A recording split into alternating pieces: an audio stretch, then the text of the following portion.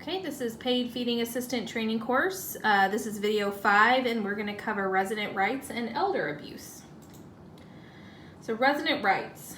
In 1987, the U.S. Congress passed the Omnibus Budget Reconciliation Act, or OBRA. OBRA requires that a facility provide care in a manner and in a setting that maintains or enhances each resident's quality of life, health, and safety. Resident rights are a major part of OBRA.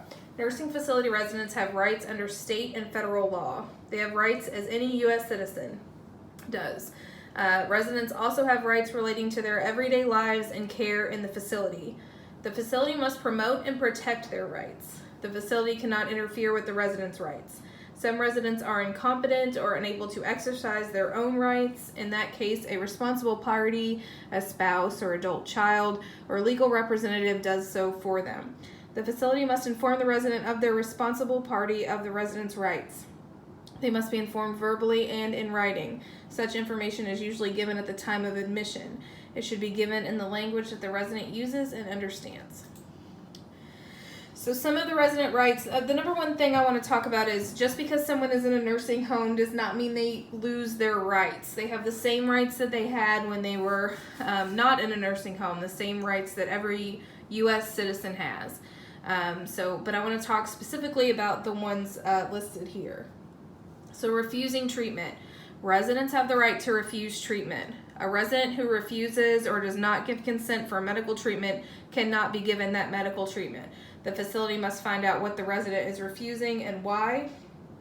All refusals of care should be reported to the nurse. Personal choice. Residents can choose their own doctor. They have the right to take part in planning their own care and treatment. They have the right to choose activities, schedules, and care based on their own preferences. For example, a resident chooses when they get up, when they go to bed, what they wear, how they spend their time, and what they eat. Personal choice promotes quality of life, dignity, and self-respect. You must allow personal choices whenever it is safely possible. Privacy and confidentiality. Residents have the right to personal privacy. The resident's body must not be exposed unnecessarily. Only workers directly involved with care should be present. The resident must give consent for others to be present. A resident has the right to use the bathroom in private. Privacy is maintained for personal care measures as well. Residents have the right to visit with others in private in an area where others cannot see or hear them. If requested, the facility must provide private space.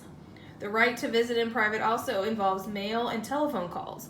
No one can open mail the resident sends or receives without the resident's permission. Information about the resident's care, treatment, and condition is kept confidential. Providing for privacy and keeping the resident's information confidential shows respect for the resident. They also protect the resident's dignity.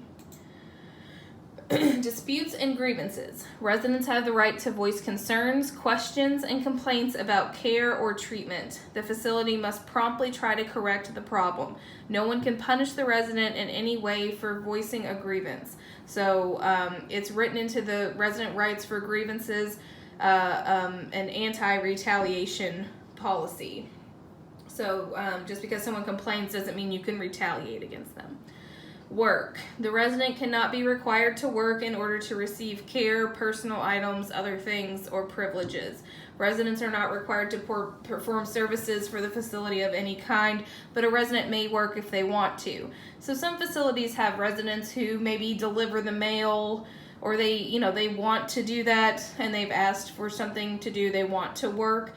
That would be a preference that they have, and that is their right, but we could never make them work in order to provide care.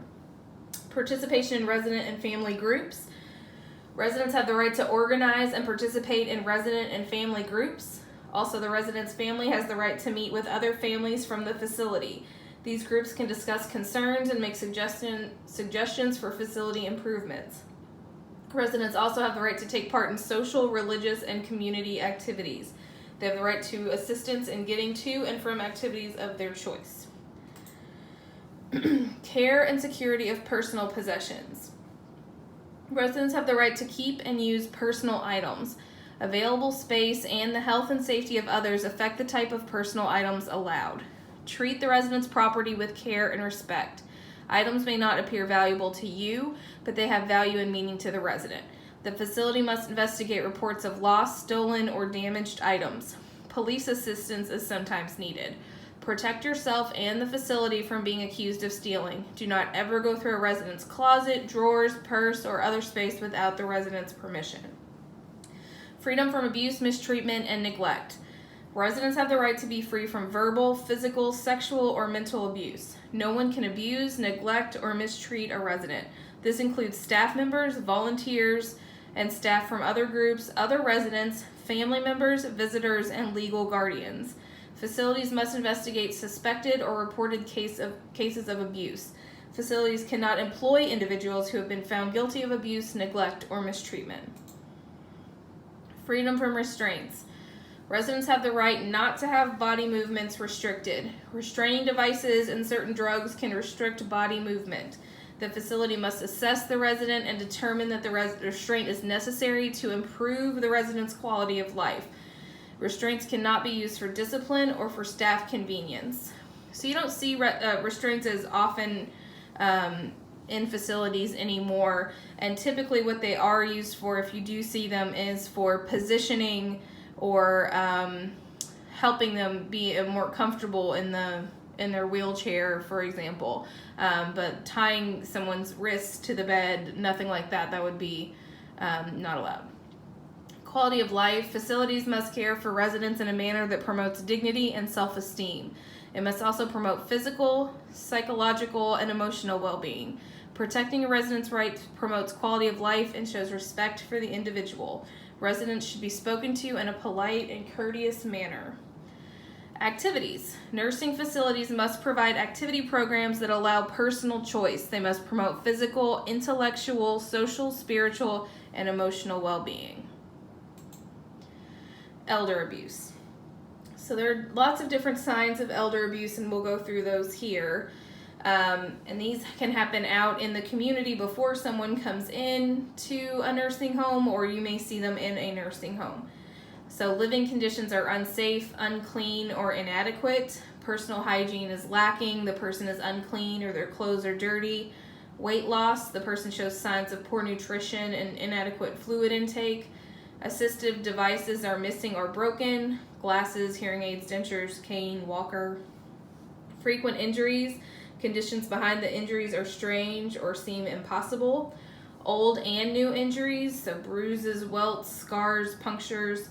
Complaints of pain or itching in the genital area, bleeding and bruising in the genital area. Burns on the feet, hands, or buttocks. Cigarettes and cigars can cause small circle-like burns. Pressure ulcers or contractures. The person seems very quiet or withdrawn. The person seems fearful, anxious, or agitated.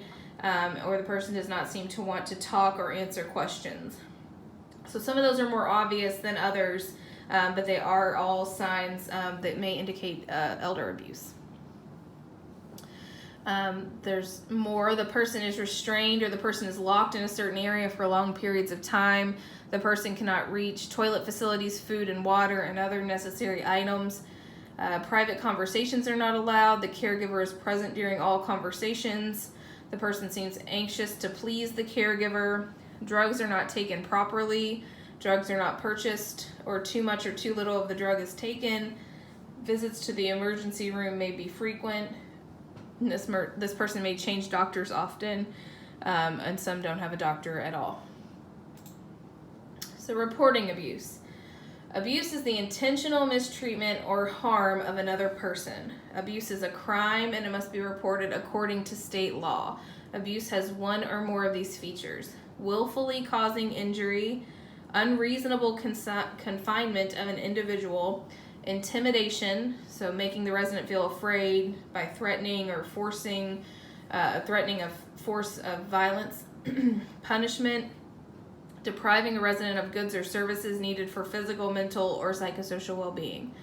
So abuse causes physical harm, pain, or mental anguish, or all of those things. Protection against abuse extends to persons in a coma. Child and elder abuse is usually caused by a family member. However, the abuser may be a friend, neighbor, landlord, or another person. The big thing I want to talk about is if you witness abuse, the very first course of action is to protect the elder. So if you were to walk down the hallway and you saw someone hurting an elder, we're going to immediately intervene and protect that resident. Once the elder is safe, we're going to report the abuse immediately to the nurse. If an elder divulges to you that they have been abused or they describe abuse that occurred to them, you must report it immediately to the nurse. We can't write it down. We can't tell them in an hour after we're done doing whatever task we're doing. We need to immediately tell the nurse on that unit. So the different types of abuse. Physical abuse can include grabbing, hitting, slapping, pushing, kicking, pinching, hair pulling. It also includes corporal punishment, which is punishment inflicted on the body, beatings, lashings, or whippings, for example. Neglect is also a form of abuse. It involves depriving the person of needed medical services or treatment. Neglect is also failure to provide food, clothing, hygiene, and other basic needs. In nursing centers, neglect includes, but is not limited to, leaving people lying or sitting in urine or feces, isolating persons in their room or other areas, failing to answer call lights. Examples of verbal abuse would be using oral or written words or statements that speak badly of, sneer at, criticize, or condemn the person. It can also include unkind gestures.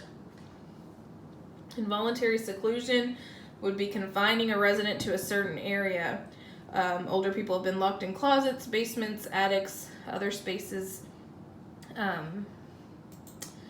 Financial abuse, the theft or usage of an older person's money. It's also misusing a person's property. For example, if a son sells his mother's house without her consent. Mental abuse is humiliation, harassment, ridicule, or threats of being punished. It also includes being deprived of needs such as food, clothing, care, a home, or a place to sleep. Sexual abuse would be the person is harassed about sex or is attacked sexually. The person may be forced to perform sexual acts out of fear of punishment or physical harm. So hiring requirements in every nursing home in the country. A facility can't employ any individual who's ever been found guilty of abusing, neglecting, or mistreating residents by a court of law, or who has had a finding entered into the state nurse aid registry concerning abuse, neglect, mistreatment of residents, or misappropriation of their property.